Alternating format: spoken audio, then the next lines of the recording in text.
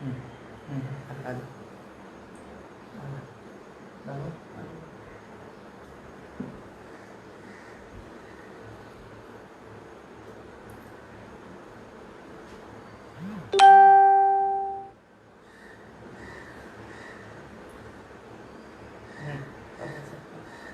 बोला ना बरोबर दिसते का बघा आपल्याला. हां दिसते का बरोबर. हळद दिलं नका बघू. हां सर 2 वेळा ठीक. तर ते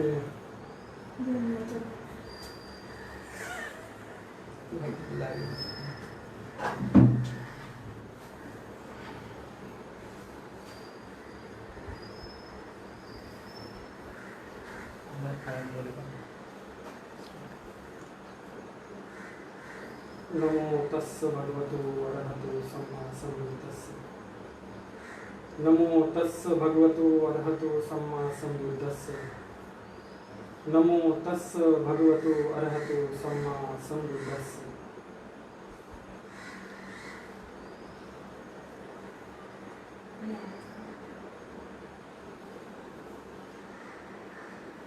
माझा आवाज क्लिअर येत असेल तर ओके म्हणून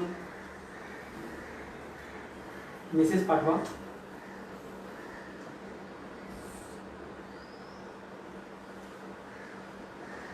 म्हणजे आपण हे प्रवचन सुरू करूया.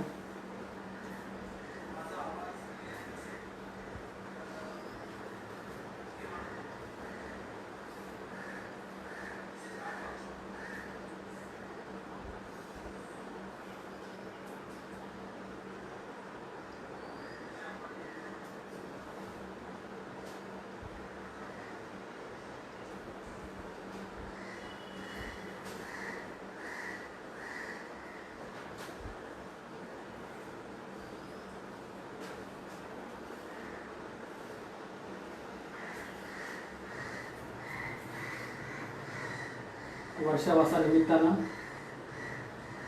आपण धम्मकाया फाउंडेशन तथा धम्मकाया फेडरेशन या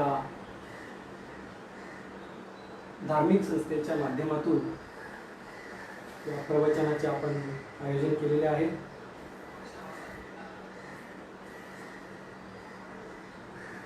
या वर्षावासामध्ये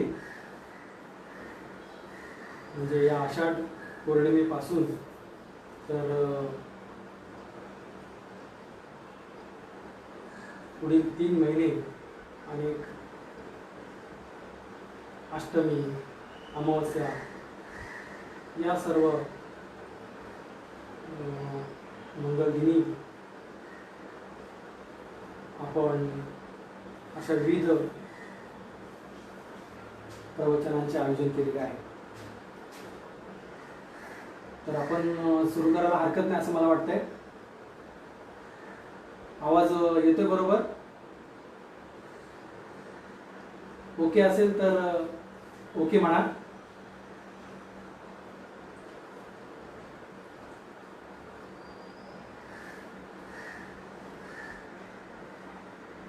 सम्यक समृद्ध तसेच बोधिसत्व डॉक्टर बाबासाहेब आंबेडकर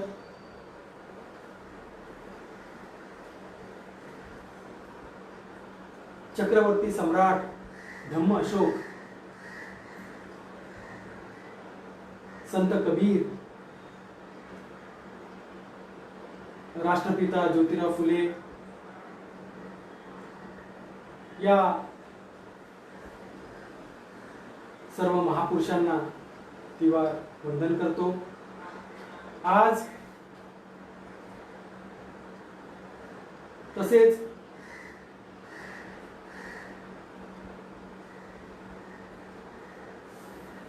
सूर्यपुत्र भैयासाहेब आंबेडकर,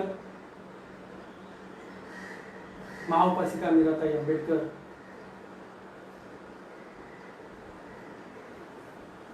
त्यांच्या विचारांना अभिवादन करतो. आपल्या सर्वांची मातृसंस्था the Buddhist society of India या संस्थेचे सर्व आचार्य, बौद्धाचार्य, केंद्रीय शिक्षक, उपासक उपासिका, तसेच धम्मकाया फाउंडेशन तथा धम्मकाया फेडरेशन या बौद्ध धार्मिक संघटनेचे सर्व आचार्य, उपासक उपासिका, तसेच तमाम भारतातील उपासक उपासिका यांना माझा मैत्रीपूर्ण जय भीम. हा वर्षवासाचा कार्यक्रम आपण सुरू करत आहोत. धम्मकाया ही मागील 12 वर्ष मिशनरी स्वरूपात धम्माचा प्रचार आणि प्रसार करत आहे. प्रशिक्षित उपासक आणि उपासिका तयार करून धम्माचा प्रचार आणि प्रसार करत आहे.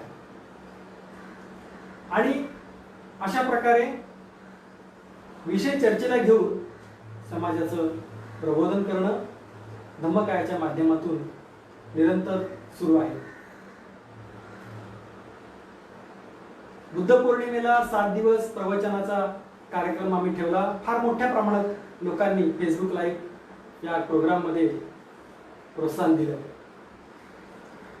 आणि म्हणून आम्ही ठरवलं की या वर्षवासा निमित्तानं देखील आपण बुद्ध आणि त्यांचा धम्म या ग्रंथातील महत्त्वाचे विषय चर्चेला घेऊया. कारण आम्ही बघतो की लोक वर्षवासामध्ये ग्रंथ वाचून काढतात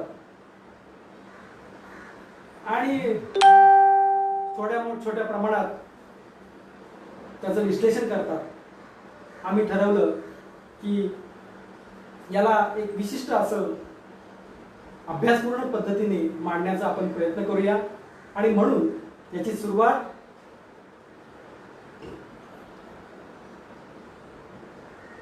भगवान बुद्धांचं जे पहिलं प्रवचन आहे, जे बाबासाहेबांनी आपल्या बुद्ध आणि त्याचा धम्म या ग्रंथामध्ये फार विस्तारितपणे लिहिलेलं आहे, त्या प्रवचनाचा पाली साहित्यातील संदर्भ या सर्व गोष्टींचा आज आपण इथे वहापोह करणार आहोत. आणि म्हणून मला जो विषय दिलाय भगवान बुद्धांचे पहिले प्रवचन हा विषय आहे. तसा हा विषय पाली ग्रंथांमध्ये धम्मचक्क पवर्तन सुत्त या नावाने प्रसिद्ध आहे. हे एक सुत्त आहे, धम्मचक्क पवर्तन सुत्त असा तो शब्द आहे. मग हे धम्मचक्क पवर्तन म्हणजे काय, हा प्रश्न आपण निर्माण केला पाहिजे. कारण इतर खूप सारे भगवंताचे उद्देश आहेत, परंतु या उद्देशाला धम्मचक्क पवर्तन सुत्त असं विशिष्ट असं नाव आपल्याला पाहायला मिळतं.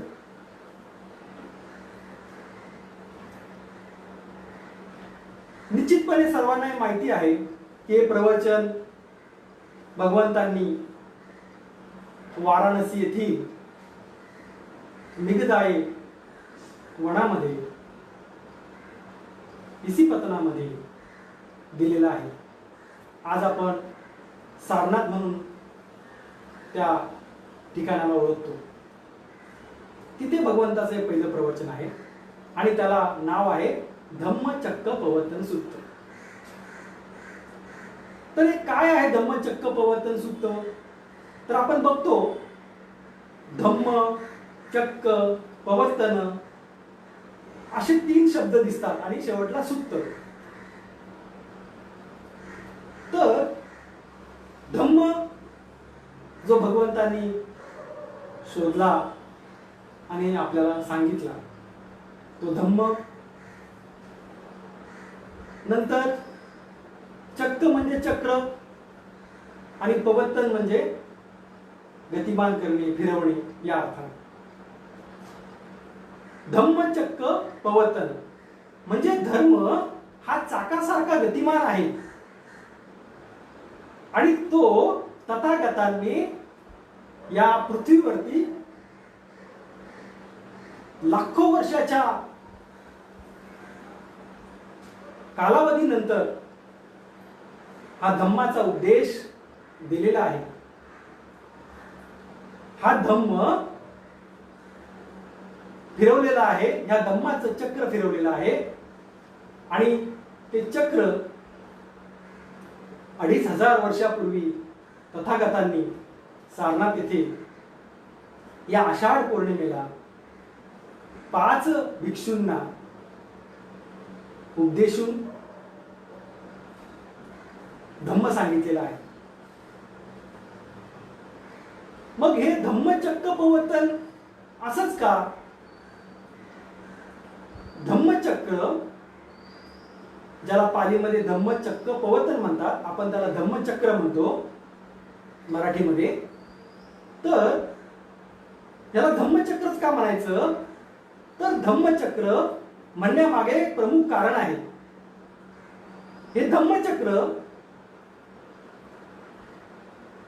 सम्यक संबुद्धांनी 2 वेळा फिरवलेलं आहे. पहिल्यांदा हे धम्मचक्र सारनाथ येथे फिरवण्याच्या अगोदर, गतिमान करण्याच्या अगोदर त्यांनी 60 दिवस अगोदर म्हणजे वैशाख पौर्णिमेला त्यांनी उरुवेला, ज्याला आज बोधगया आपण म्हणतो, इथे त्या श्री महाबोधी वृक्षाच्या खाली बसून स्वतःमध्ये धम्म जाणला, स्वतः धम्म शोधला. त्यांना स्वतः निब्बाणाचा साक्षात्कार झाला. त्यांनी निब्बाण पद प्राप्त केलं. हे करत असताना जी प्रक्रिया आहे त्या प्रक्रियेला देखील धम्मचक्र प्रवर्तन म्हणतात. म्हणजे पहिल्यांदा भगवंतानी स्वतःमध्ये हा धम्म अभ्यासला. तो अनुलोम प्रतिलोम, अनुलोम आणि प्रतिलोम अशा दोन्ही पद्धतीने अभ्यासला आणि तो अभ्यासल्यानंतर वैशाख पौर्णिमेला सिद्धार्थ नावाचा बोधिसत्व सम्यक संबुद्ध झाला. आणि हे पहिल्यांदा धम्मचक्र सिद्धार्थाने सम्यक संबुद्ध झाला, सम्यक संबुद्धाने फिरवलं आणि हे पहिलं धम्मचक्र आहे. आणि दुसऱ्यांदा जे आपण बघतो ते सारनाथ येथे दुसरं धम्मचक्र. मग सारनाथ येथे दुसरं धम्मचक्र कसं काय? तर दुसऱ्यांदा हे चक्र कसं फिरलं? तर जे पंचवग्गीय भिक्षू होते, त्या पंचवग्गीय भिक्षूंना भगवंताने हा उपदेश दिला आणि त्या पंचवग्गीय भिक्खूंपैकी एक भिक्खू किंवा भिक्षू कौंडन्य, याला सुद्धा या आषाढ पौर्णिमेला हे धम्मचक्कू प्राप्त झाले. म्हणजे सम्यक संबुद्धानंतर या पृथ्वी तलावर लाखो वर्षाच्या अंधकारानंतर अमेरिका असो, अमेरिका खंड असो, युरोप खंड असो, आफ्रिका खंड असो, आशिया खंड असो, या संपूर्ण विश्वामध्ये लाखो वर्षाच्या प्रदीर्घ अशा कालावधीनंतर सम्यक संबुद्धाने स्वतःमध्ये फिरवलं आणि या आषाढ पौर्णिमेला त्या पंचवग्गीय भिक्षूंना जो उपदेश दिला तो उपदेश ऐकल्यानंतर कौंडन्य नावाचा भिक्षू याला देखील हा उपदेश समजला आणि तो देखील, त्याने देखील या उपदेशाला आपल्या स्वतःमध्ये पाहिलं आणि कौंडन्य हा श्रोतापन्न झाला. म्हणजे जो प्रज्ञेचा मार्ग आहे त्या प्रज्ञेच्या मार्गातील पहिलं पाऊल श्रोतापन्न अवस्था ही या आषाढ पौर्णिमेला सम्यक संबुद्धानंतर आणखी एका व्यक्तीने, सम्यक संबुद्धानंतर दुसरा व्यक्ती कोण असेल तर तो आहे कौंडन्य. हा कौंडन्य भिक्षू श्रोतापन्न म्हणजे जो धम्म मार्ग शोधला, तो धम्म मार्ग कौंडन्याला सुद्धा समजला, त्याने स्वतःमध्ये तो अनुभवला आणि म्हणून याला धम्मचक्र असं म्हटलं गेलं की सम्यक संबुद्धानंतर आणखी एक व्यक्ती हा या धम्माचा पायीक झाला, हे धम्मचक्र त्याला अनुभवता आलं. आणि म्हणून हा उद्देश इतर उद्देशांपेक्षा वेगळा आहे, कारण या पृथ्वी तलावरती पहिल्यांदा सम्यक संबुद्धानंतर दुसरा एक व्यक्ती हा श्रोतापन्न म्हणजेच निब्बाण त्याला दिव्य चक्कू प्राप्त झालेले आहे. बरेच लोक असं म्हणतात का तो अनंत झाला, परंतु तो अनंत झाला नाही. आपण पुढे घेऊ त्यामध्ये ते काय अवस्था, कशी अवस्था आहे. आणि अशा प्रकारे या सृष्टीवरती कौंडन्याला दिव्य चक्कू प्राप्त झाले आणि म्हणून ते धम्मचक्कू प्राप्त झाले. हा धम्म त्याला समजला आणि म्हणून या घटनेला धम्मचक्क पवर्तन सुत्त असं ओळखलं जातं. हे आपल्या ध्यानात असलं पाहिजे. अशा पद्धतीने आपल्याला जर कोणी विचारलं काय धम्मचक्र, तर धम्मचक्र या पद्धतीने अर्थासहित आपल्याला सांगता आलं पाहिजे. आपण बौद्ध व्यक्ती आहोत, आपल्याला याचं विश्लेषण करता आलं पाहिजे. आता दुसरा मुद्दा आपण चर्चेला घेऊया, तो म्हणजे बाबासाहेबांनी बुद्ध आणि त्यांचा धम्म या ग्रंथामध्ये हे सुत्त कशा पद्धतीने वर्णन केलेलं आहे. खरं म्हणजे हे सुद्धा काव्य स्वरूपात आहे, परंतु बाबासाहेबांनी या काव्याचं स्वरूप अतिशय व्यापक करून आपल्या समोर मांडलेलं आहे. त्यांनी विश्लेषण करून आपल्या समोर हे सुत्त मांडण्याचा प्रयत्न केलेला आहे. बाबासाहेबांनी या सुत्ताची सुरुवात जी केलेली आहे, त्याचं विश्लेषणाची जी सुरुवात केलेली आहे, ती विश्लेषणाची सुरुवात कशी केलेली आहे, तर ते भगवान बुद्धाचं सारनाथ येथे आगमन अशा या टायटल अंतर्गत, धड्या अंतर्गत बाबासाहेबांनी सुरुवात केली आहे. म्हणजे बाबासाहेबांनी केवळ धम्माचा उपदेश सांगितला नाही, तर हे धम्म उपदेश सांगण्यापूर्वी तथागत काय अवस्थेमध्ये होते हे त्यांनी आपल्याला पहिल्यांदा सांगितलेलं आहे. आणि हा उपदेश म्हणजे तथागताचं सारनाथ येथे आगमन म्हणजे बोधी वृक्षापासून बोधी प्राप्त केल्यानंतर सारनाथ येथे आगमन ही जी भगवंताची जी घटना आहे, ही घटना बाबासाहेबांनी पहिल्यांदा आपल्या उद्देशामध्ये, आपल्या ग्रंथामध्ये नमूद केलेली आहे. आणि मग पुढे उपदेश बाबासाहेबांनी सांगितलेला आहे. म्हणजे सारनाथ येथे आगमन होण्यापूर्वी बाबासाहेब लिहितात की सम्यक संबुद्धाला बोधी प्राप्त झाली, 7 आठवडे त्यांनी संबोधी सुखाचा अनुभव केला आणि त्याच्यानंतर त्यांना वाटलं की आपण हा उपदेश कोणाला द्यावा. तर तेव्हा त्यांनी विचार केला की हा उपदेश आपण आपले जे प्रथम आचार्य होते अलार कलाम यांना आपण सांगू. परंतु त्यांना कळालं की ते नाहीयेत, ते हयात नाहीयेत. नंतर त्यांना वाटलं की आपण दुसरा आचार्य ज्याच्याकडे त्यांनी अनेक ध्यानाच्या अनेक अवस्था ते शिकले होते, त्या उद्धक रामपुत्ताबद्दल देखील त्यांनी जेव्हा पाहिलं तेव्हा उद्धक रामपुत्त सुद्धा अस्तित्वात नव्हता. मग त्यांनी विचार केला की आता आपण या पंचवग्य भिक्षूंना आपण उपदेश देऊ, जो त्यांनी सारनाथ येथे दिला आजच्या या आषाढ पौर्णिमेच्या दिवशी. आणि मग तेव्हा त्यांनी असा विचार केला आपण त्यांना सांगू. बघा, त्यांनी अलार कलामाला सांगायचा निर्णय घेतला, उद्धक रामपुत्ताला सांगायचा निर्णय घेतला, कारण ते त्यांच्याकडे राहिले होते, त्यांनी त्याला अनुभवलं होतं, बघितलं होतं. त्यांची त्याग हा उपदेश त्यांना कळेल, समजेल का हे त्यांना माहिती होतं.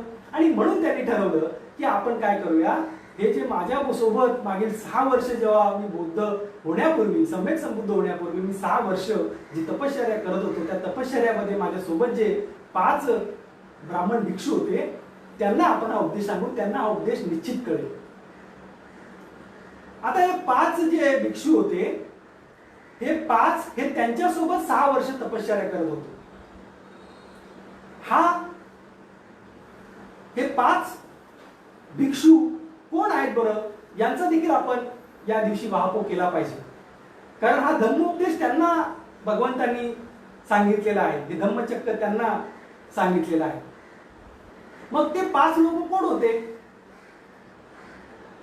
तर भगवंताचा म्हणजे सिद्धार्थ, जेव्हा सिद्धार्थाचा जन्म झाला आणि 5 दिवसानंतर त्याचा नामकरण विधी सोहळा राजा शुद्धोधनाने आपल्या राजमहालामध्ये कपिलवस्तू येथे आयोजित केला होता, तेव्हा त्यांनी जवळजवळ 800 त्या काळच्या ब्राह्मणांना, जे त्रिवेदामध्ये पारंगत होते, त्यांना भोजनासाठी आमंत्रित केलं होतं. आणि त्याच्यामध्ये विद्वानपैकी 8 ब्राह्मण हे विद्वान होते आणि त्यांना सांगितलं की याचं नामकरण करायचं आहे, तर याचं तुम्ही भविष्य वर्तवा. त्या काळात एक परंपरा होती ब्राह्मणाला बोलून भविष्य वर्तवण्याची. आणि ते 8 ब्राह्मण आले. त्यापैकी 8 ब्राह्मणापैकी एक आहे कौंडन्य. तो त्या काळामध्ये त्या 8 ब्राह्मणांमध्ये वयाने लहान होता.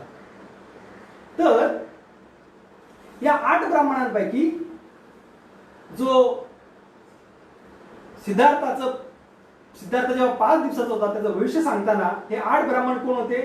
तर त्याच्यामध्ये ध्वज होता, लखन होता, राम होता, संतिक होता, कौंडन्य, भोज, सुयाम, सुदत्त, असे ते 8 ब्राह्मण होते आणि कौंडन्य त्यामध्ये एक आहे. आणि या 7 ब्राह्मणांनी असं भविष्य वर्तवलं की हा सिद्धार्थ, हा जो तुमचा हा मुलगा जो आहे, याची लक्षणं पाहता हा चक्रवर्ती सम्राट होईल.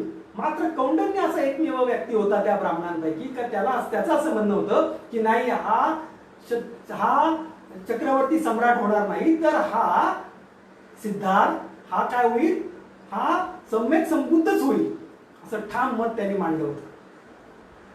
आणि म्हणून त्याच्या जन्माच्या बद्दलचा, त्याच्या नावाबद्दलचा ही चर्चा त्या 8 ब्राह्मणांनी घडून आली आणि मग त्याचं नाव, त्याचा अर्थ सिद्ध झाला, त्याच्या नावाचा अर्थ सिद्ध झाला आणि म्हणून त्याचं नाव सिद्धार्थ ठेवलं.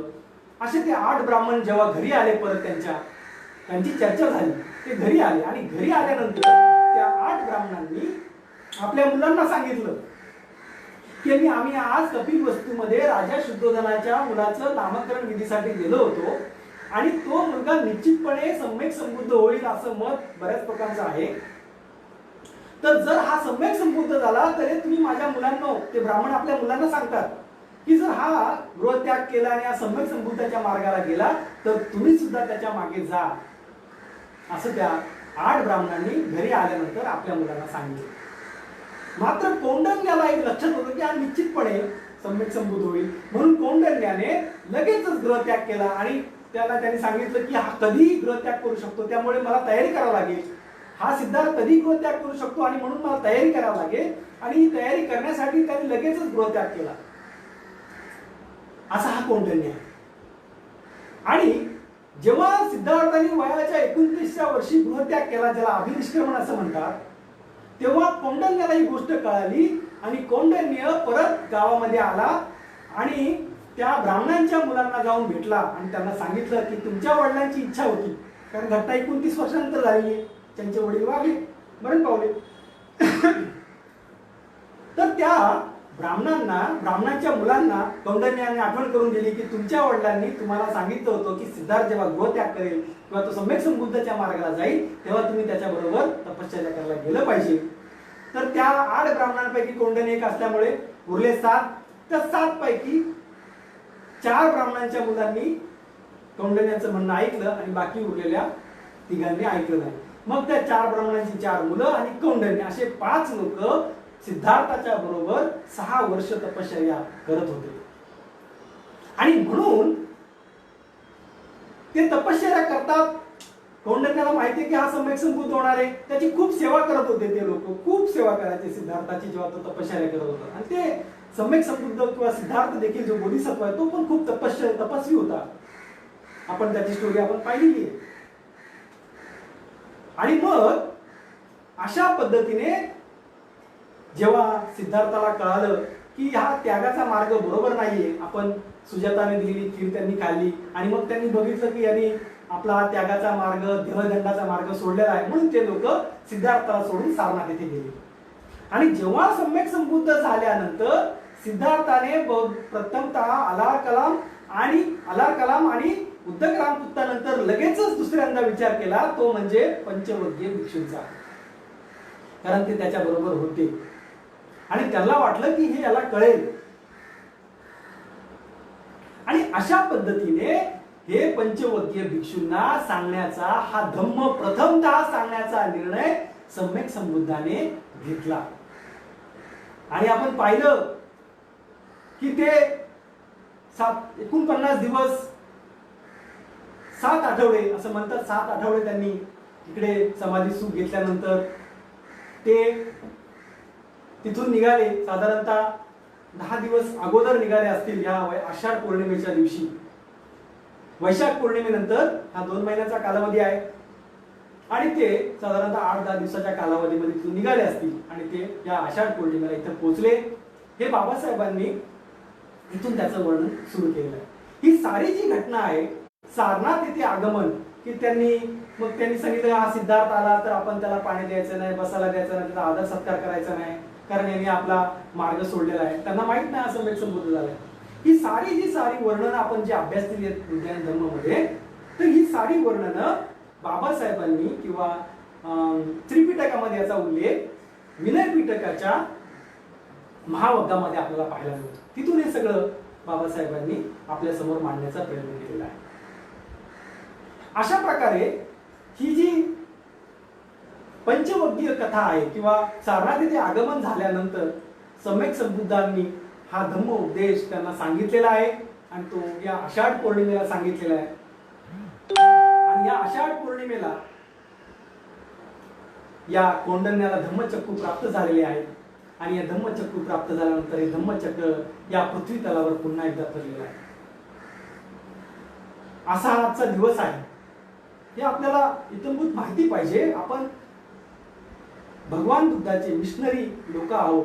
आपण मिशनरी स्वरूपात जेव्हा काम करतो तेव्हा आपण याचा सारासार विचार करून लोकांसमोर हे मांडलं पाहिजे.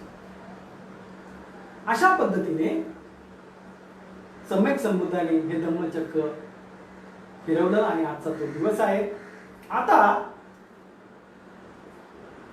आपण बघणार आहोत की हे धम्मचक्र किती दिवस चाललं. ह्या एकच दिवसात संपलं का काय, किती हे 5 लोक कसे काय या मार्गामध्ये आले, ते अरंत झाले की श्रोतापन्न झाले की सगदागामी झाले, काय झाले, त्यांना कुठलं अवस्था त्यांना प्राप्त झाली. तर जसं पहिल्यांदा आपण बघितलं भगवान बुद्धांनी उपदेश दिल्यानंतर पहिल्यांदा कौंडण्य, दुसरा जो भिक्षू आहे वप्प, दुसऱ्या दिवशी वप्प श्रोतापन्न झाला, तिसऱ्या दिवशी भद्य श्रोतापन्न झाला, कौंडण्य वप्प भद्य, चौथ्या दिवशी महानामा झाला आणि 5व्या दिवशी अस्सजीत झाला. अशा प्रकारे 5 दिवसामध्ये हे 5 लोकांना धम्मचक्कू प्राप्त झाले असं म्हणतात. धम्मचक्कू प्राप्त झाले म्हणजे अरंत झाले असं नव्हे. तुम्ही जर जातक अठ्ठकथेची निदान वग्ग जर तुम्ही अभ्यासलं तर त्याच्यामध्ये तुम्हाला हे सगळं सविस्तर असं वर्णन, इवन दो संयुक्त निकायाचं म्हणजे सुत्त पिटकामध्ये संयुक्त निकाय आणि सुत्त पिटकाच्या संयुक्त निकायामध्ये ही पंचवर्गीय भिक्षूंची कथा आहे, त्यात सुद्धा आपल्याला वर्णन पाहायला मिळतं. तर अशा पद्धतीने हे 5 लोक 5 दिवसामध्ये श्रोतापन्न अवस्था प्राप्त केलेली आहे. ते या धम्मचक्र उद्देशाने श्रोतापन्न झाले. त्यांना हे दिव्यचक्षु, हे सुद्धा दिव्यचक्षु आहेत. आणि अशा पद्धतीने हा भगवंताचा सावक संघ, श्रावक संघ जो फलप्राप्त असतो. भगवंताचा संघ कुठला आहे, जो कुठला या 4 फलापैकी श्रोतापन्न, सगदागामी, अनागामी, अरंत या 4 फलप्राप्त मार्गस्थ आणि फलप्राप्तापैकी एक जो असतो तो या भगवान बुद्धाचा सावक संघ असतो असं भगवंत म्हणतात. आणि अशा प्रकारे हा उपदेश दिल्यानंतर हे 4-5 लोक काय झालेले आपण बघितलं, श्रोतापन्न झालेले आहेत. आणि हे 5 लोक आज पंचवर्गीय भिक्षू म्हणून ओळखतात. आता पंचवर्गीय हा शब्द आपण जर पाहिला तर काय शब्द आहे, पंचवर्गीय का म्हणतात. पंच म्हणजे 5, वर्ग म्हणजे वर्ग म्हणजे समूह, 5 जणांचा समूह म्हणून त्याला पंचवर्गीय. 5 जणांच्या भिक्षूंचा समूह म्हणून पंचवर्गीय. हे आपण ध्यानात ठेवलं पाहिजे. प्रत्येक गोष्ट म्हणजे भगवंतांनी स्वतः सांगितलेलं आहे की माझा धम्म अगदी विश्लेषण आणि विस्तारित स्वरूपात अतिशय कुठेही लपवाछपव नाही पाहिजे, कशा प्रकारचं अज्ञान नाही पाहिजे, अशा प्रकारचा धम्म आपण सांगण्याचा प्रयत्न केला पाहिजे. मी म्हणत नाही की एकदमच तंतोतंत सांगा, पण जे काय सांगाल ते अतिशय अभ्यास करून सांगण्याचा आपण प्रयत्न केला पाहिजे असं मला वाटतं. तर या पद्धतीने आपण धम्मचक्र प्रवर्तन सूत्राचं जे थोडक्यात विश्लेषण आहे ते आपण इथं घेतलेलं आहे. आता आपण मूळतः हा उद्देश जो सुप्त स्वरूपात आहे, जसं बाबासाहेबांनी जेव्हा बुद्धायन धम्मामध्ये दिला तो विस्तारित स्वरूपात 1 आकडा 2 आकडा असे विस्तारित स्वरूपात आपल्याला समजावं, आपल्यासारख्या लोकांना समजून यावं म्हणून बाबासाहेबांनी काय केलं, हा उद्देशाच्या संदर्भात जे काय त्रिपिटकामध्ये कुठे कुठे काय काय आहे कुठे कुठे तर मग त्यांनी पाहिलं की विनय पिटकामध्ये जो महावग्ग आहे त्याच्यामध्ये या सूत्रा संदर्भात लिहिलेलं आहे ते बाबासाहेबांनी घेतलं, तिथला उद्देश घेतला, त्याचं विश्लेषण करून आपल्याला सांगितलं. त्याच्यानंतर बाबासाहेबांनी सुत्त पिटकातला जे सुत्त पिटक संयुक्त निकाय आहे त्याच्यातला महावग्ग त्याच्यातल्या 5-6 धडे ते बाबासाहेबांनी त्याचा अभ्यास करून बाबासाहेबांनी त्याचं काही वर्णन आपल्या समोर मांडलं. नंतर मध्यम निकायामधलं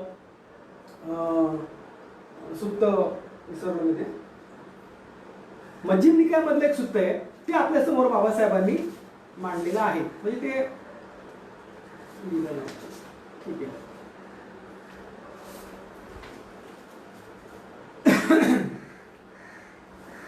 तर या पद्धतीने महावग्ग नंतर विनय पिटक सुत्त पिटक याच्यातील संयुक्त निकाय महावग्गात विनय पिटकातील महावग्ग या सर्व गोष्टींचा बाबासाहेबांनी अभ्यास करून आपल्याला ते एखाद्या गोष्टी रूपात धड्या रूपात आपल्या समोर मांडलेले. परंतु हे जे सूत्र आहे हे अतिशय फक्त भगवंताचा जो उद्देश आहे तो उद्देश आपल्या समोर आपण आज बघणार आहोत. विशेष म्हणून आज या पौर्णिमेनिमित्तानं आपल्याला एक संधी मिळते की हा उद्देश आपण समजून घेऊया.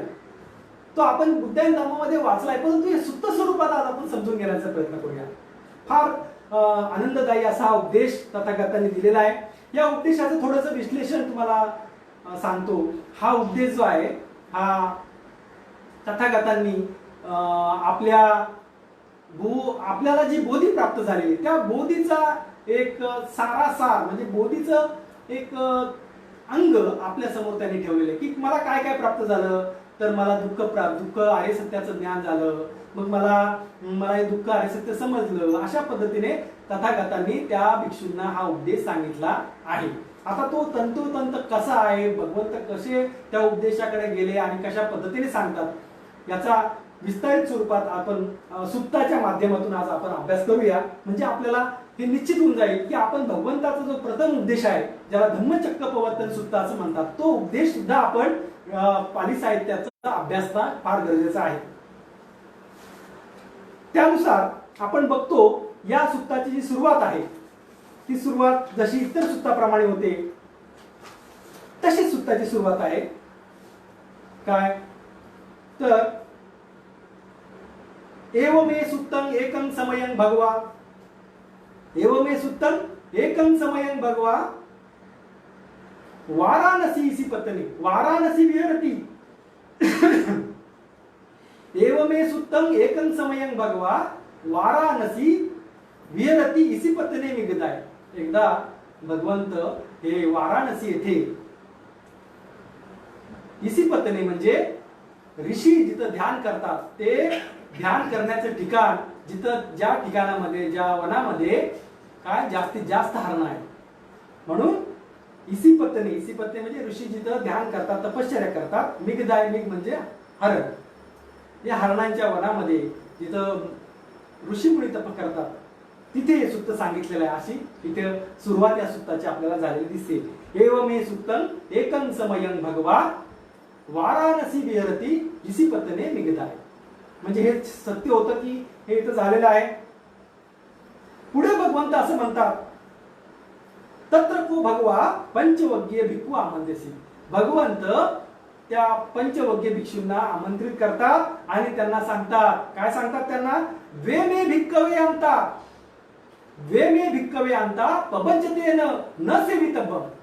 हे भिक्षूंनो 2 टोकाला जाणाऱ्या मार्गाकडे तुम्ही जाऊ नका, जाऊ नये, गेलं नाही पाहिजे. द्वे मे भिक्खवे अंता टोकाच्या मार्गाला जाऊ नये. न सेवितव्यं. आणि मग कुठले दोन मार्ग तुम्ही नाही गेलं पाहिजे त्या मार्गाला, तर ते पुढे सांगतात. काय सांगतात? कथमाद्वे, कोणते दोन? तर म्हणे यो चायं कामेषु कामसुख लिकान योगो हिन्नो मग गम्मो पुत्थजनो हिन्नो गम्मो पुत्थजनिको अनर्यो अनंत संयुक्त. भिक्षूंनो, या मार्गाला तुम्ही जाऊ नका. कुठला? तर जो कसा आहे तो मार्ग काम सुखामध्ये, म्हणजे कामसुख म्हणजे आसक्ती. लोक हे पाहिजे ते पाहिजे अशा आसक्तीमध्ये जे लोक अडकलेले आहेत आणि त्याच्या मजा मारत आहेत, म्हणजे खाओ पिओ मजा करो, खा प्या मजा करा, अशा मानसिकतेचे लोक जगतात आणि त्याच्या टोकाला जातात. त्या जी एखादी गोष्ट पाहिजे ती मिळवण्यासाठी वाटतं ते करतात, खून करतात, दरोडे करतात, अशा प्रकारे काही काही करतात. पण आपली जी तृष्णा ती भागवण्यासाठी ते प्रयत्न करतात. असा जो आसक्तीचा मार्ग आहे, कामसुखाचा जो मार्ग आहे, आसक्तीचा जो मार्ग आहे, तो मार्ग हीन आहे, तो दुष्ट मार्ग आहे, तो पुत्थजनिको सामान्य लोकांचा मार्ग आहे. अनार्य म्हणजे कनिष्ठ लोकांचा मार्ग आहे. अनंत संहितो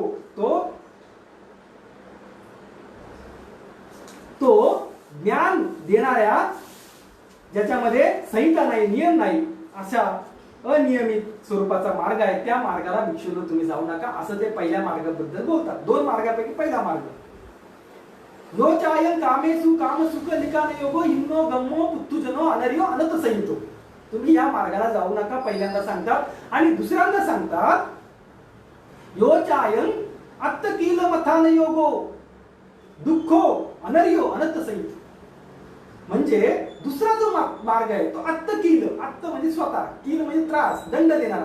काही लोक खूप तपश्चर्या करायचे, खूप दंड द्यायचे. स्वतः भगवंतांनी तो मार्ग अनुभवला होता. मागील 6 वर्ष सम्यक संबोधी प्राप्त करण्यापूर्वी त्यांनी या मार्गाचा अनुभव घेतला होता की खूप तप केलं, अगदी पाठपोट एक झालं इतकं तप त्यांनी केलं होतं, परंतु त्यांना देहदंडापासून कुठलीही संबोधी प्राप्त झाली नाही. आणि म्हणून ते त्या पंचवग्य भिक्षूंना सांगतात की अत्तकील मथान योगो दुःखो अनर्यो अनंत संहितो. हा मार्ग देखील हा बरोबर नाहीये, हा दुःखाचा मार्ग आहे, हा कनिष्ठ मार्ग आहे आणि हा कुठल्या याच्यामध्ये नीती नियम नाहीयेत, याने तुम्हाला काही प्राप्त होणार नाही, असं भगवंत पहिल्या प्रवचनाची सुरुवात करतात. द्वे भिक्खवे, हे भिक्खूंनो, या दोन मार्गाला तुम्ही जाऊ नका. हे दोन्ही टोकाचे दोन मार्ग आहेत. आणि मग भगवंत म्हणतात की या दोन्ही टोकांचा मधला जो मार्ग आहे तो मार्ग आपल्याला निब्बाणाकडे घेऊन जातो, म्हणजेच मज्जिपटिपदा.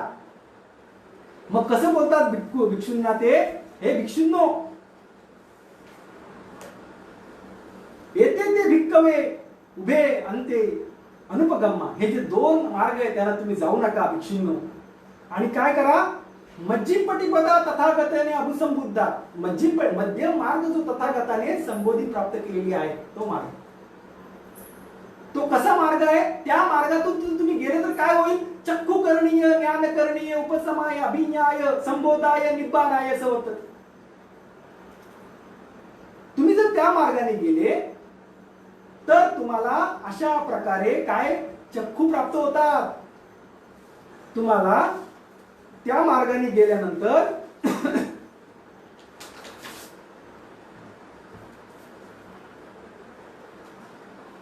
दृष्टी, दिव्य दृष्टी म्हणजे धम्मदृष्टी, सम्यक दृष्टी प्राप्त होते. चक्षु करणीय, ज्ञान करणीय, ज्ञान प्राप्त होते.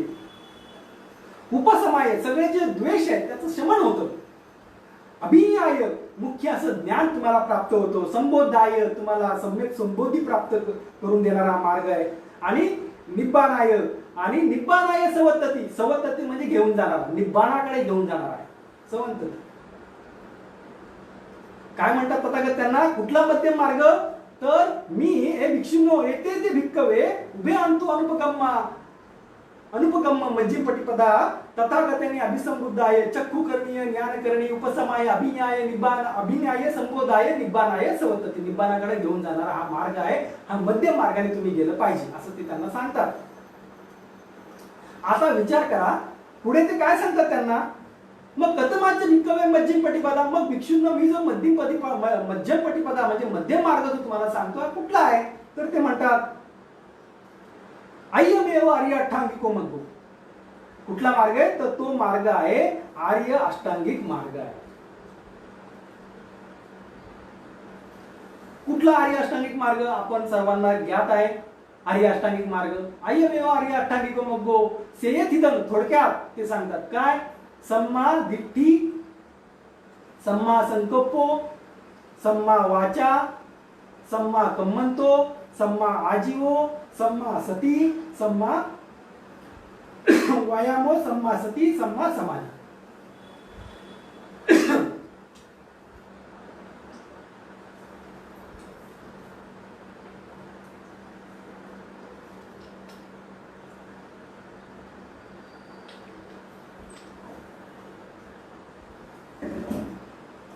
ते भिक्षूंना विचारतात, गतमाच्य भिक्खवे मज्जिम पटिपदा तथागतने अभुसंबुद्धाय चक्कुकर्णीय ज्ञानकर्णीय उपसमाय अभिज्ञाय निब्बानाय संबोधाय निब्बानाय संवदती. कुठला आहे तर म्हणे अय्यमेव आर्य अष्टांगिको मग्गो सेयथिदं सम्मा दिट्ठी, सम्मा संकल्पो, सम्मा वाचा, सम्मा कम्मंतो, सम्मा आजीवो, सम्मा व्यायामो, सम्मा सती, सम्मा समाधी. हा आर्य अष्टांगिक मार्ग मी म्हणजे मध्यम पटिपदा ही मी शोधलेली. म्हणजे जो कोणी या मध्यम पटिपदेने चालेल तो निब्बाणाकडे जाईल. अशा प्रकारे अतिशय सोप्या शब्दामध्ये भगवंत त्या पंचवर्गीय भिक्षूंना सांगतात मध्यम पटिपदा.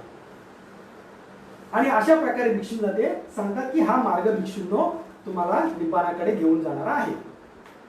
आणि या मार्गाचं मग पुढे जाऊन भिक्षूंना हा मार्ग सांगतात. आणि मग पुढे जाऊन तथागत त्यांना काय सांगतात की हा मार्ग कसा आहे याचं विश्लेषण ते करतात. अतिशय सुंदर असं ते विश्लेषण करतात. आणि आपल्यासारख्याला ते माहिती पाहिजे. पालीचा अभ्यास करून जेव्हा आपण ऐकतो तेव्हा एक त्याचं विशिष्ट असं बळ आपल्याला प्राप्त होतं. कारण ही वाणी सम्यक संबुद्धाची वाणी आहे. हे सगळं सम्यक संबुद्धाच्या वाणीतून या संपूर्ण विश्वाला पोचलेलं आहे. म्हणून ही वाणीतून अभ्यास फार प्रेरणादायी असतं असं माझं मत आहे.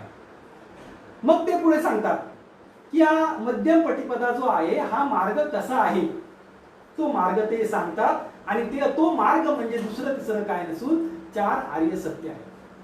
किती 4 आर्य सत्य. मग त्याचं ते विश्लेषण करतात जे आपण बघितलं.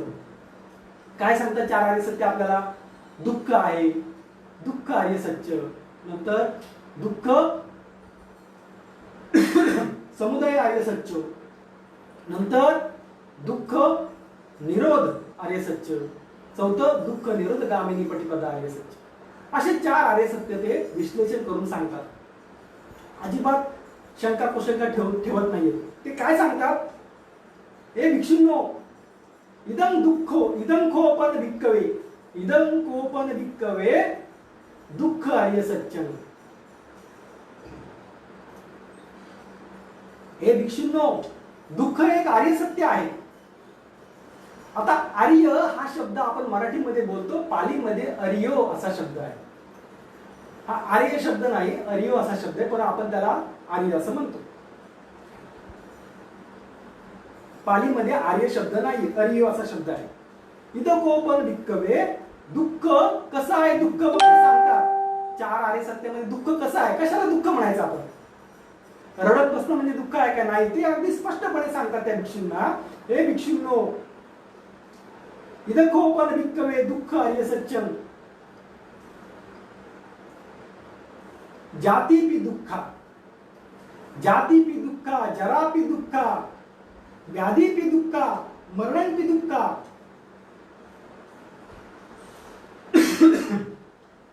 अप्येहि संपयोगो दुःखो, पियेहि विपयोगो दुःखो, यम्पि इच्छं न लभति तम्पि दुःखं, संकितेन पंचोपादान खंजा दुःख. हे भिक्षुंनो दुःख हे प्रथम आर्य सत्य आहे.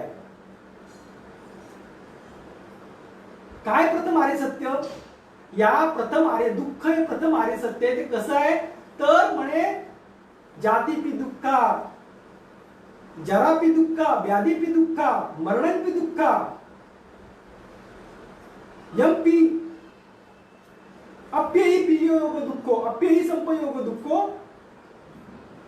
पियेहि विपयोग दुःखो, यम्पि इच्छं न लभति तम्पि दुःखं. म्हणजे याचा अर्थ असा आहे की जन्म हाच मुळात दुःखदायी आहे. पहिलं सांगतात जातीपी दुःख जन्म दुःखदायी आहे. कसा जन्म आहे? जन्मल्यापासून मला हे पाहिजे ते पाहिजे ते पाहिजे ते पाहिजे, दूध पाहिजे, पाणी पाहिजे, कपडे पाहिजेत, असं पाहिजे पाहिजे पाहिजे. जन्मल्यापासून हवा पाहिजे, पाणी पाहिजे, दूध पाहिजे, नाही मिळालं की रडतो रडतो. अशा प्रकारे हा जन्म जेव्हा आपण घेतो तेव्हा सतत आपण पाहिजे पाहिजे, नाही मिळालं की आपण दुःख होतो. म्हणून जातीपी दुःख कोणी असो, तो श्रीमंत असो गरीब असो कोणी असो, त्याच्या वाट्याला हे आहे जातीपी दुःख जरापी दुःख. जो कोणी जन्म घेतो तो कधी ना कधी आजारी पडतोच. व्याधीपी दुःख, त्याला आजारपण होतो, तो म्हातारा होतो, जर्जर होतो, म्हातारा होतो, त्याला व्याधी होते. तो मरण धर्म, तो कधी ना कधी मरणार आहे, पण मरणारा कधी घाबरतो. या सगळ्या गोष्टी त्याला जेव्हा तो जीवनामध्ये अनुभवतो, मग तो अमेरिकेचा असो कुठलाही माणूस या अनंत कालामध्ये जो कोणी जन्म घेतला त्यांनी हे सगळं दुःख भोगल्याशिवाय तो माणूस नाहीये. जोपर्यंत तो सम्यक संबुद्ध होत नाही, आर्य अष्टांगिक मार्गामधून जाऊन तो निब्बाणाचा साक्षात्कार अनंत होत नाही, तोपर्यंत सतत त्याच्या वाट्याला दुःख असतं. आणि म्हणून हे आर्य सत्य आहे.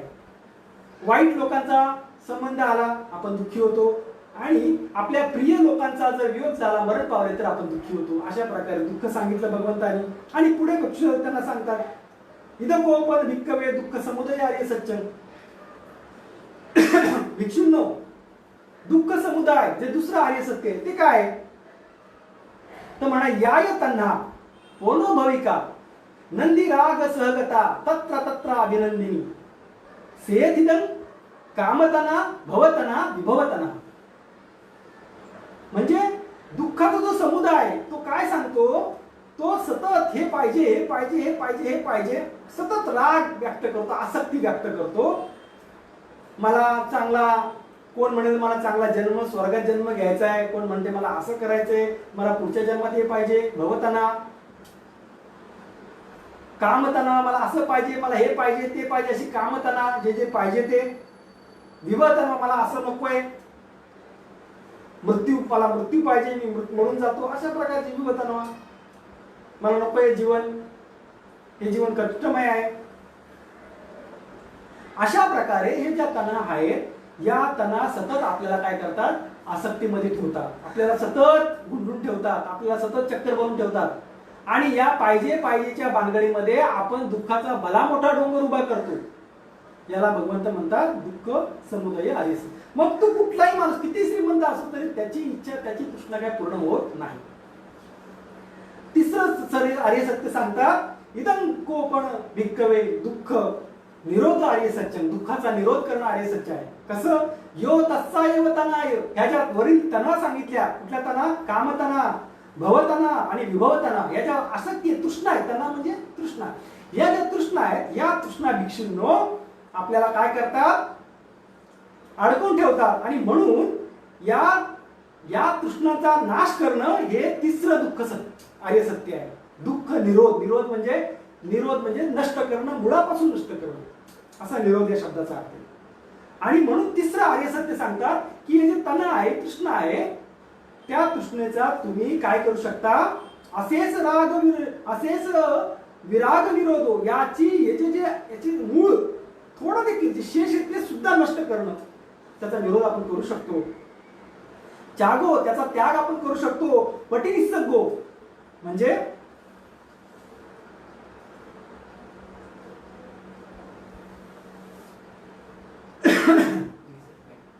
निसटणे. याच्यातून आपल्याला बाहेर पडायचं आहे. पटिनिसग्गो, याच्यातून बाहेर पडायचे, मुक्ती प्राप्त करायची. मुक्ती अनालयो, आणि याला परत आपलं घर म्हणजे आपल्या चित्तामध्ये याला पुन्हा थारा द्यायचा नाहीये. आणि म्हणून एक तिसरं आर्य सत्य कुठलं आहे लक्षात असलं पाहिजे आपल्या. तिसरं आर्य सत्य दुःख निरोधन. दुःख निरोध आर्य सत्य. कसा दुःखाचा निरोध करायचा, तर दुःख अशा प्रकारे ज्या तनाय यो तस्सा एव तनाय असेस विराग निरोधो. त्या मुळापासून त्याची शेष सुद्धा काढून टाकायचे, त्याचा त्याग. चागो पटिनिसिगो मुक्ती अनालयो, त्याला पुन्हा राहायला घर द्यायचं नाही, चित्तामध्ये थारा द्यायचा नाही. अशा प्रकारे तुम्ही दुःखाचा निरोध करू शकता. हे भिक्षूंनो, अशा प्रकारे तिसरं आर्य सत्य मला प्राप्त झालेले आणि हा मध्यम पटिपदेतला हा एक मार्ग आहे. आणि चौथं आर्य सत्य ते म्हणजे दुःख निरोधगामिनी पटिपदा. हे भिक्षूंनो दुःख निरोधगामिनी पटिपदा, हे आर्य अष्टांगिक मार्ग पुन्हा एकदा चौथं जे आहे काय, या सगळ्यातून तुम्हाला जर मुक्ती पाहिजे असेल तर तुम्हाला आर्य अष्टांगिक मार्गातून तुम्हाला जावं लागेल.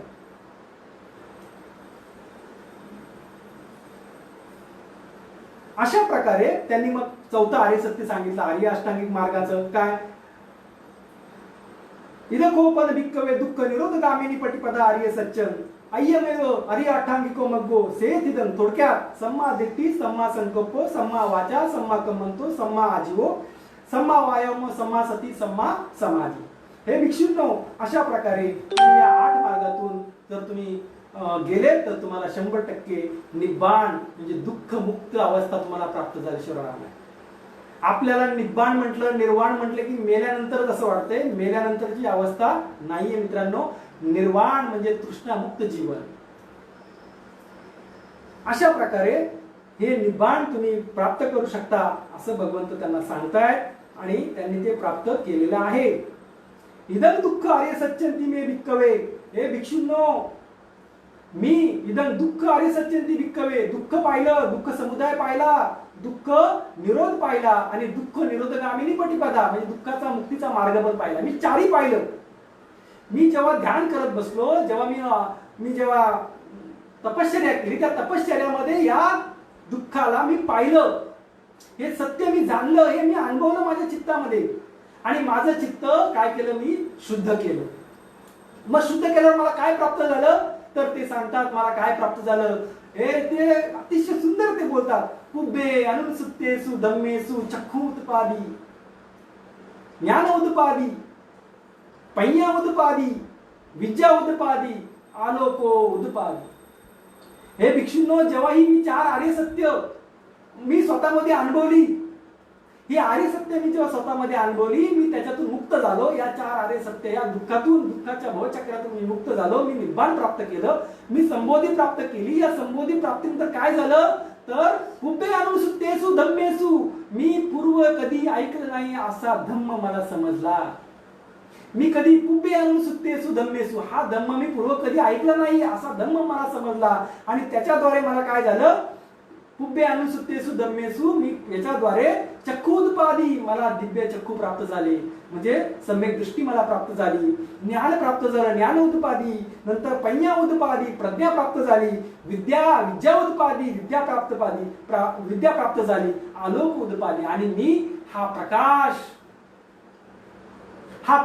मी मला हा प्रज्ञेचा प्रकाश मी अनुभवला, मी अभ्यासला.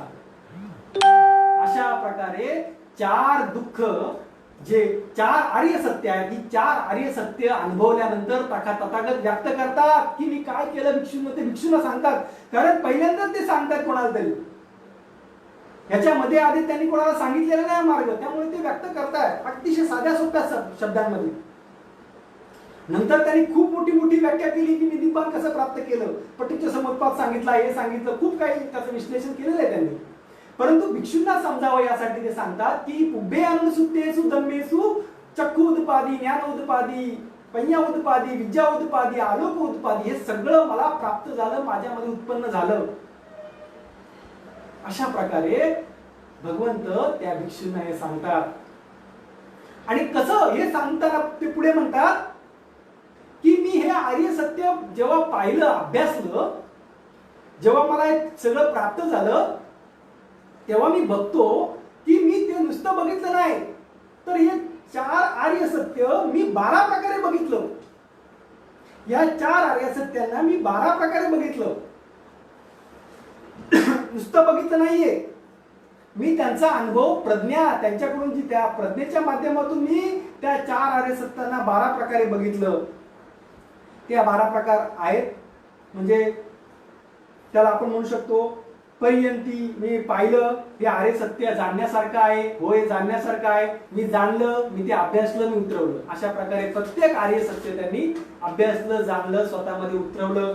अशा प्रकारे त्यांनी 12 प्रकारे, हे इथं खूप विश्लेषण करणं आता तरी तात्पर्य दिसत नाही मला.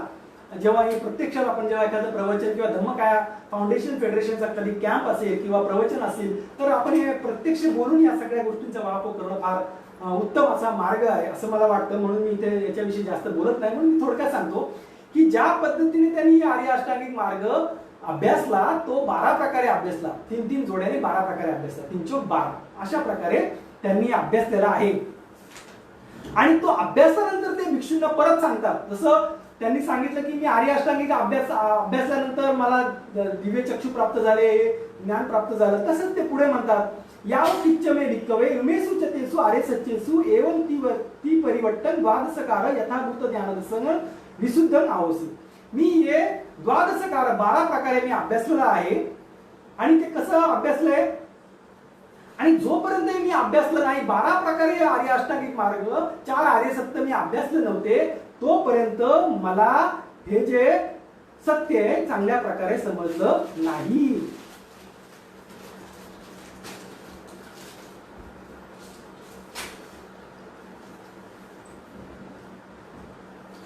आणि मग ते म्हणतात की मला हे 12 प्रकारे अभ्यासानंतर मला सम्यक संबोधी प्राप्त झाली असं मी म्हणतो, असं मला वाटलं, असं मी अनुभवलं. अशा प्रकारे भगवंत त्या 4 आर्य सत्यांचा अनुभव करून सांगतात की मी अशा प्रकारे अभ्यासला, अनुभवलं. आणि याच्या अगोदर कुठलाही ब्राह्मण असो कोणी याचा अभ्यास केलेला नाही, आणि मी त्याचा अभ्यास केलेला आहे. आणि ते म्हणतात, काय म्हणतात पुढे, आणि मग हे अभ्यासानंतर ही दुःख 12 प्रकारे अभ्यासानंतर ते म्हणतात ज्ञानंच पण मे भिक्कवे ज्ञानंच पण मे दस्सन मुदपादी. मला ज्ञान प्राप्त झालेलं आहे. काय, अकुंपा मे चित्त विमुक्त, माझं चित्त जे आहे ते आता कंपन पावणार नाहीये, त्याच्यामध्ये आता कुठलाही राग द्वेष मोह असं कुठलाही संस्कार त्याच्यामध्ये शिल्लक राहिलेला नाहीये. आणि आता अय्य अंतिमा जाती, आता मी आता या जन्म मरणाच्या भवचक्रातून माझा आता मुक्ती झालेली आहे. नत्थिदानं पुन्हा भवती, माझं पुन्हा आता भव निर्माण होणार नाही, मला पुन्हा तृष्णा किंवा मला पुन्हा या भवचक्रात यावं लागणार नाही, असं ते त्या भिक्षूंना सांगतात की मला हे प्राप्त झालेलं आहे. आर्य सत्य मी 4 आर्य सत्य 12 प्रकारे पाहिली, आणि पाहिल्यानंतर मला वाटलं की मला पुन्हा असं भवचक्रात मी अडकणार नाही. ज्ञानंच पण मे दस्सनं उदपादी अकुंप मे चैत्य विमुक्ते, चैत्य माझं पूर्णपणे विमुक्त झालेलं.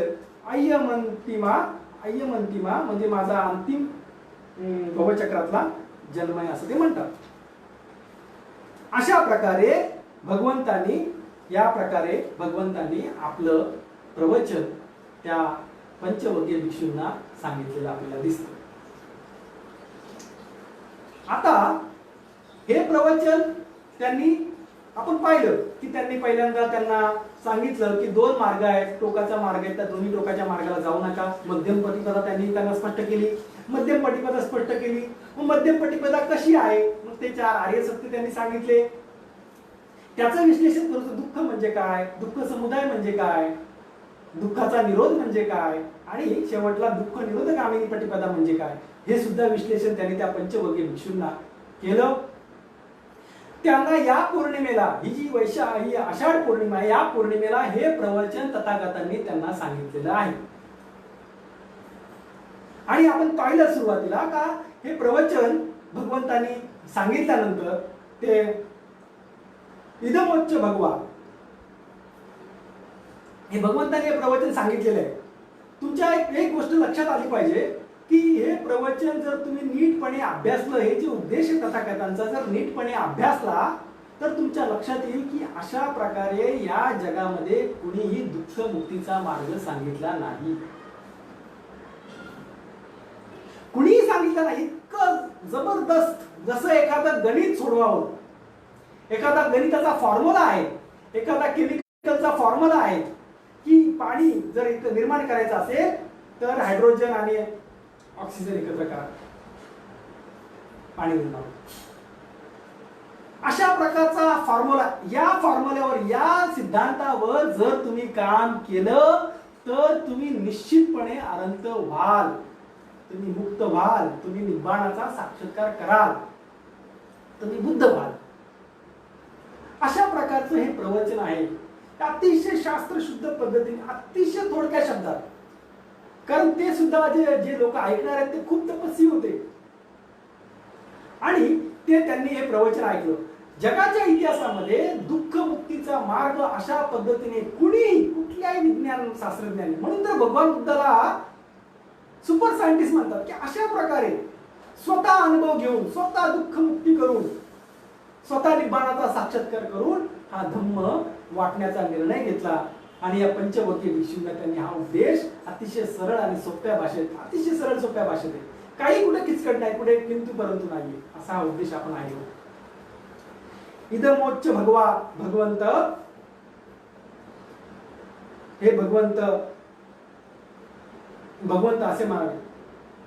असे म्हणाल्यानंतर पंचवग्गी भिक्षूंनी त्यांना काय केले, त्यांना अभिनंदन केले भगवंतांचं.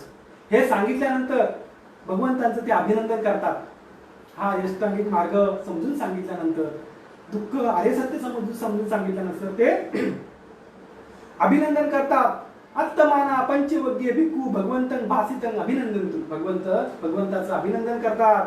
आणि इमस्मिं च पण व्यायकरणस्मिं भनामये, या प्रकारे वर्णन करून झाल्यावर, या प्रकारे सुत्त समजून उपदेश समजून झाल्यावर, या प्रकारे उपदेश भगवंतांनी सांगितल्यावर, आयस्मतो कोंडन्य विरजं वीतमलं धम्मचक्रोत्पाद, हा उपदेश झाल्यावरती, अशा प्रकारे उपदेश झाल्यावरती हा कोंडन्य काय झालेला आहे, अनंत झालेला. आणि मग त्याचं वर्णन आलेलं आहे. इमस्मिं च पण व्याकरणस्मिं, हे जे व्याकरण आहे, जे विश्लेषण आहे, भनामये सांगितल्यावर, हे व्याकरण सांगितल्यावर, आयस्मतो कोंडन्य विरजं वीतमलं धम्मचक्र उत्पाद, त्याचे धम्मचक्र उत्पन्न झाले. कसे धम्मचक्र उत्पन्न झालेत, कौंडन्याला कसे धम्मचक्र उत्पन्न झालेत ते या सूत्रामध्ये नमूद केलेलं आहे. यंकिंची समुदय धम्मं सब्बतं धम्म, यंकिंची समुदय धम्मं सब्बतं निरोध धम्मंती, जे काही समुदाय उत्पन्न होणारे, जे समुदाय धम्म आहे, धम्माचा जो समुदाय आहे, संस्कार आहेत, उत्पन्न होतात, नष्ट होतात. हे संस्कार काय आहेत, अनित्य आहेत. निरोध धम्मंती, ते नष्ट होणारे आहेत, निरोध धम्मंती. कौंडन्याला कसे धम्मचक्कू प्राप्त झाले, आयस्मतो कौंडन्य विरजवीतमलं धम्मचक्कुमुत्पादी यंकिंची समुदाय धम्मं सब्बतं निरोध धम्मंती, अशा प्रकारे कौंडन्याला धम्मचक्कू प्राप्त झाले, तो श्रोतापन्न झालेला आहे, आपण पाहिलं. आणि ही घटना हे धम्मचक्र प्रवर्तन झाल्याचं नमूद करते. आणि म्हणून या घटनेला अनुसरून जेव्हा हे पहिल्यांदा कौंडन्याला धम्मचक्कू प्राप्त झाले, काय धम्मचक्कू कौंडन्याला काय प्राप्त झालंय, की हे जे सर्व धर्म आहेत, हे जे समुदाय धम्म आहेत, ते दुःख आहे, जे काही निर्माण होतंय, ते सगळं निर्माण होणारं कसं आहे, निरोध धम्मंती, त्यांचा निरोध केला जाऊ शकतो, त्यांनी निरोध केलेला आहे. अशा प्रकारे विरजवीतमलं, म्हणजे त्याला निर्मळ असे धम्मचक्कू प्राप्त झालेले आहे, तो श्रोतापन्न अवस्था प्राप्त केली त्यांनी आहे. आणि हा धम्म या सृष्टीवरती सुरू झालेला आहे. आणि तो पहिला व्यक्ती कौंडन्य आहे.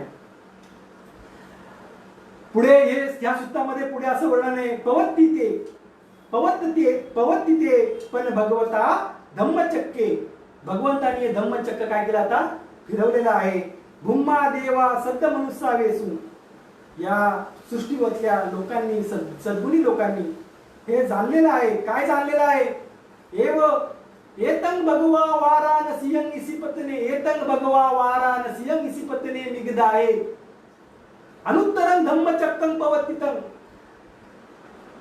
या सर्व लोकांनी, या भूमीवरील सर्व लोकांनी हे धम्मचक्र प्रवर्तन झालेले जाणलेलं आहे. आणि त्याचं वर्णन, सुंदर असं वर्णन आपण अभ्यासलोय. काय वर्णन ते, की एतं भगवा वाराणसियं इसिपत्ने निगदाये अनुत्तरं धम्मचक्कं पवत्तितं. अनुत्तर, असं कुठलाही प्रश्न शिल्लक नाही असं धम्मचक्र प्रवर्तन केलेलं आहे. म्हणजे कुठल्याही त्याच्यामध्ये शंका कुशंका अशी ठेवलेली नाही, ते सर्वश्रेष्ठ असं अनुत्तरं धम्मचक्कं पवत्तितं.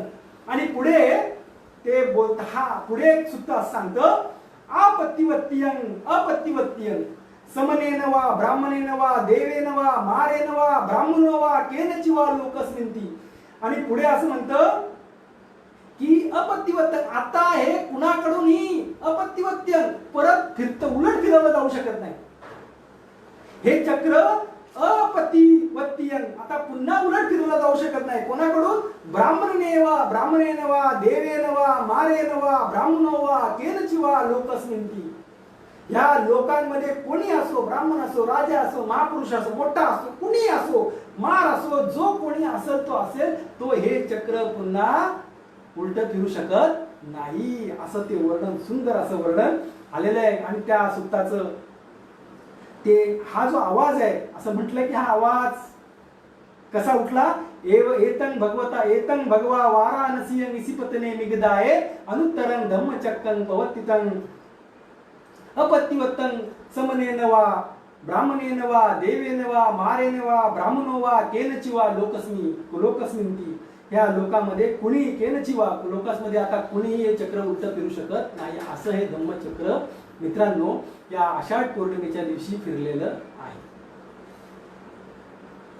ही घटना खूप मोठी घटना आहे. आपण सारनाथला बघितलं, सम्राट अशोकाने तिथे हा धम्म उपदेश केला म्हणून धम्मस्तूप बांधलेला आहे. अशी ती घटना आहे. आपण याचं विश्लेषण जाण्यापूर्वी आणखी सुक्तामध्ये पुढे काय आहे तर हा ध्वनी आहे, धम्मचक्क पवर्तन झालं, हा जो ध्वनी आहे, हा आवाज आहे, याच्याबद्दलचं वर्णन अनेक पुढे जाऊन केलेलं आपल्याला दिसतंय. कसं आहे? जेव्हा या भगवंतानी हे धम्मचक्र फिरवलेले कौंडन्याला धम्मचक्र प्राप्त झालेले आहेत आणि आता परत फिरणार नाहीये, तेव्हा तिथे त्याचं वर्णन आलंय. काय त्यावेळी काय झालेले? जेव्हा हे धम्मचक्र फिरले, कौंडन्य श्रोतापन्न झालेला आहे, कौंडन्याला धम्मचक्र प्राप्त झाले, तेव्हा ते नेमकं तिथे काय झालंय तर हा जो आवाज आहे, काय आवाज? एतं भगवा वाराणसी निसिपतने मिगदाये अनुत्तरं धम्मचक्कं पवत्तितं तिपत्तिवत्यं समनेन वा ब्राह्मणेन वा देवेन वा मारेन वा ब्राह्मणो वा केनचि वा लोकस्मिन्ति. या लोकांमध्ये हे चक्र आता परत उलट फिरणार नाही. अनुत्तर असं धम्मचक्र फिरलेलं आहे भगवंताकडून. आणि अशा या घटनेनंतर पुढे काय झालं तर या सुत्तामध्ये ते सुद्धा नमूद केलेलं आहे की पुढे काय झालं? इतिय तेन खनेन त्या क्षणी, इतिय तेन खनेन मग क्षणी, त्या क्षणी ते लयेन त्या स्वरामध्ये, त्या घटनेमध्ये, मौतेन त्या मूर्तावर किंवा त्या घटनेवर, त्या क्षणाला त्या वेळी याव ब्रह्मलोका शब्द अवगच्छन्ति दस्स सहसी लोकधातू संपकंपीय संपवेदियो. तिथे काय झालेलं आहे? त्यावेळी 10,000 गॅलेक्सीचं वर्णन आलेलं इथे. आपण आज बघतो किती गॅलेक्सी आहेत, किती ब्रह्मांड आहेत, तर म्हणे 10,000 आहेत, आतापर्यंत 10,000 आहेत. आणि इथे ते वर्णन आलेलं आहे दस्स सहसी लोकधातू संपकंपीय संपवेदियो, म्हणजे 10,000 गॅलेक्सी मधल्या हा धातू कंपन पावल्या. असं सुंदर असं वर्णन या घटनेचं, या धम्मचक्र पवर्तनाचं वर्णन आपल्याला इथे पाहायला मिळतं. अतिशय सुंदर. किती मोठी गोष्ट आहे.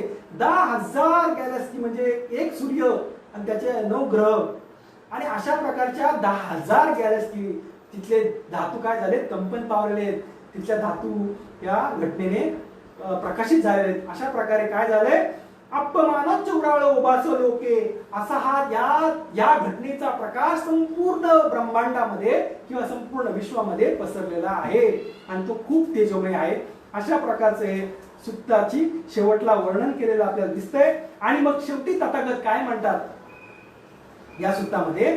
अत्थको भगवा उदानम उदयसी, अत्थको भगवा उदानम उदानेसी, म्हणजे भगवंत त्यावेळेस एक कौंडन्य जेव्हा अरंत होतो, कौंडन्य जेव्हा श्रोतापन्न कौंडन्याला धम्मचक्र प्राप्त होतात, तेव्हा भगवंत एक उदान म्हणजे काय? उत्स्फूर्तपणे आलेलं, त्यांच्या चित्तामध्ये उत्स्फूर्तपणे निर्माण झालेलं एक वाक्य ते म्हणतात. काय म्हणतात? अय्यासी वतभो कौंडन्यो, अय्यासी वतभो कौंडन्यती इति हिदं आयस्मतो कौंडन्यस्य अय्य कौंडन्य देव नामं आवसिती. हे उद्गार भगवंताच्या तोंडातून उद्गार बाहेर पडतात उत्स्फूर्तपणे. काय म्हणतात ते? हो कौंडण्याने जाणलेला आहे. Eyes eyes अय्यासी वतभो कौंडन्यो अय्यासी वतभो कौंडण्यती. कौंडण्याने जाणलेला आहे. कौंडण्य जाणतो म्हणजे जे मी सांगितलं आहे, मी जो उपदेश केलेला आहे धम्मचक्काचा, तो धम्मचक्क कौंडण्याने जाणलेला आहे. आणि मग ते कौंडण्याला म्हणतात आयसी वतभो कौंडन्य आयसी वतभो कौंडन्य इति हिदं. या कारणामुळे इति हिदं आयस्मतो कौंडन्यस्य अय्य कौंडन्य देव नाम गावसी. आणि म्हणून हे कौंडन्य तुझं नाव ज्ञान, कारण तू हे जाणलं म्हणून तू ज्ञानी कौंडन्य असं तुला आम्ही म्हणतो. नाम गावसी त्याचं नाव ठेवलं. अशा प्रकारे या कौंडण्याला धम्मचक्कू प्राप्त झालेले आहेत आणि भगवंतांनी त्याचं नाव ठेवलेलं ज्ञानी कौंडन्य. आणि अशा प्रकारे भगवंताचं हे सूत्र आपल्याला इथं संपताना दिसतं. अतिशय थोडक्या आणि मोजक्या शब्दात भगवंतांनी आपला उपदेश दिला. आणि कौंडण्याचा आपण इतिहास पाहिला, तो लहानपणापासून त्याला माहिती होतं की सिद्धार्थ हा सम्यक संबुद्ध होणार आहे आणि त्याच्यामुळे त्याला हे धम्मचक्कू पहिल्यांदा प्राप्त झालेले आपल्याला दिसतात. आणि शेवटी ह्या सूत्राचा शेवट केलेला आहे. एतेन सत्यवज्जेन सोत्तू सोत्ती ते होतू संपदा. या सत्य वचनामुळे सर्वांचे सर्व सदा कल्याण हो, मंगल हो, अशी ती भावना इथं व्यक्त करतात. मित्रांनो, अशा प्रकारे हे धम्मचक्क सूक्त आहे. हे सूक्त आपण अतिशय थोडक्या शब्दात मांडण्याचा प्रयत्न केलेला आहे. तसं हे सूत्र जर आपल्याला निश्चितपणे योग्य पद्धतीने अभ्यासायचं असेल तर आपल्याला खूप सारं असं फेसबुक लाईव्ह किंवा असं न करता आपल्याला निश्चितपणे एका विशिष्ट वर्गामध्ये बसून दिवसभर याचा निश्चितपणे एक अभ्यास केला पाहिजे. आणि अभ्यास करून आपण हे समजून घेण्याचा प्रयत्न केला पाहिजे.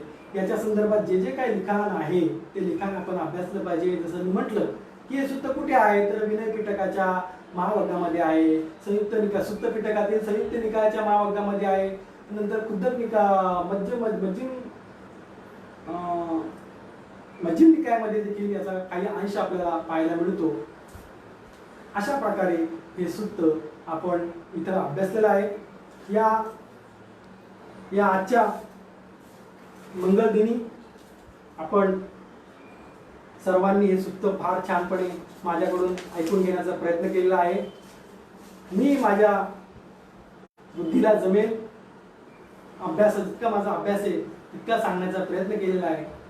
म्हणून भगवंत म्हणतात की ज्ञान जेवढं अवगत झालं तेवढं वाटा, ते अधिकाधिक वाढेल. आणि म्हणून हा माझा या दिवशी प्रयत्न आहे. हे धम्मचक्र या संपूर्ण विश्वावरती असंच फिरू दे. बाबासाहेबांनी हे चक्र पुन्हा खूप मोठ्या प्रमाणात आपल्याला या देशभर पसरवलेलं दिसतंय. हा धम्माचा प्रचार आणि प्रसार केलेला दिसतोय. विजयादशमी दिनी बाबासाहेबांनी हा धम्म स्वीकारून पुन्हा एकदा या भारतामध्ये बुद्ध, धम्म आणि संघ या तीन रत्नांना वाढवलं आहे, जपलेलं आहे. व बाबासाहेबांनी या विजयादशमी दिवशी सुद्धा बाबासाहेबांनी या भारतावर अनंत असे उपकार केलेले आहेत. भारतावरती अनंत असे उपकार आहेत बाबासाहेबांचे. त्यांनी हा नष्ट झालेला धम्म भारतातून नष्ट झालेला, हा जगामध्ये धर्म होता पण भारतातून नष्ट झालेला हा धम्म बाबासाहेबांनी पुन्हा आपल्या देशवासियांना बहाल केलेला आहे. आणि आज या भगवान बुद्धाच्या या धम्मचक्क प्रवर्तन सूत्राचं मी आषाढ पौर्णिमेला आपल्यासमोर विश्लेषण केलेलं आहे. मला आशा आहे की विश्लेषण तुम्हाला मार्गदर्शनपर वाटेल आणि पुढे जाऊन याचा तुम्ही जास्त अभ्यास कराल आणि अभ्यास करून इतरांना तुम्ही वाटाल. धम्मकाया फाउंडेशन तथा फेडरेशनच्या उपासकांनी याच्यावरती जास्त अभ्यास करणे गरजेचं आहे. आपण मिशनरी स्वरूपात काम करतो म्हणून आपण याच्यावरती जास्त निश्चितपणे कॉन्सन्ट्रेशन केलं पाहिजे असं मला वाटतं. आणि आपण संपूर्ण बौद्ध उपासकांना हा धर्म आपण सांगितला पाहिजे.